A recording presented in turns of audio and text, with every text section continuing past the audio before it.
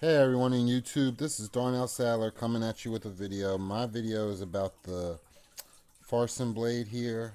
Now, this is not how it comes out of the box because I added some things to it. If you can see, it's kind of hard to tell because it's all black on black. I have the clip here, which allows me for multiple functions, plus it holds a book of matches here and a magnesium rod and fire striker right here inside of a ranger band, so you can't really see that, and it doesn't affect with the functions of me pulling the tool out of the case. I can still pull the knife and blade out of the case with this clipped on here. So just to go over the case modifications before I go over the actual blade modifications, like I said, I added this, sewed this clip on here, and then on the back side I added another clip so it will go straight across, and right now you can just take that off. I'm gonna talk about the stick later too. The belt loop that they had was okay, but I may want to attach it and detach it from my waist or wherever, so I just braided this thing real quick together. Eventually I'm gonna try to see what I can do to make it more streamlined, but for now it just has like a regular clip, so I can clip that to my belt or what have you. And then this clip here allows me again to have now a vertical type of clip. So if I want to clip it on however I want, I got two options. But that also holds a saw blade in here, and this is just a little pouch that I added, and I put band-aids in it because as soon as I got this blade, you might have seen the videos, they say it's real sharp. Yes, it is, and I cut myself 3 times just playing around and fiddling with it. So I store band-aids and stuff in there, so if I cut myself again, they'll be readily available. And all this is on the sheet. So that's just a simple mod to that. And before I get to the blade, I just took a old axe rod that was broken up at the top and split. So I cut and evened it out, and I put a ranger band all the way down the rod, and then I wrapped it with paracord.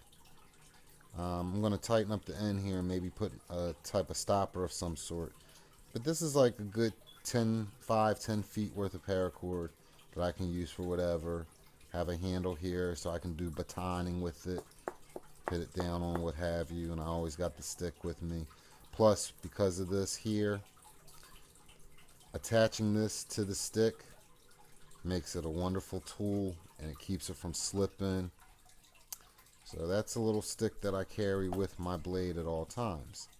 Now, to the blade. Simple modifications I did with this, and I still got to figure a way to make it neater. But the rope, the paracord that they had on it, I didn't find it to be long enough to suit my needs of wrapping it around the stick. It just was coming up short, and I didn't like the way it was loose. So I added more cordage, which, as you can see, gives me a lot left over. And the way I wrapped it is different from the way it comes wrapped.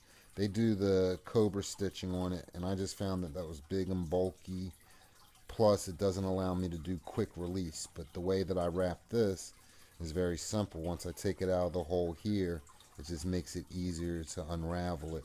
I put a knot here so that the rope will always stay with it, and then when I want to lash it to a stick, it's got its one strong point there, wraps around, does everything it needs to do. Close it off with a clove hitch down on the bottom through that other hole, and then it's real tight, and I got a little mini axe. So that's the first mod on the blade. The second mod that I did was, my hands are very big, and in order to get my hand in here comfortably, especially with my high school ring or my wedding band, it needs to be able to get in there. And this part in here, before the modification, it was really tight, and I was banging and scraping my knuckles on it. So what I did was I took my Dremel and I just fine-tuned it right here so that my hand now can even my ring somewhat.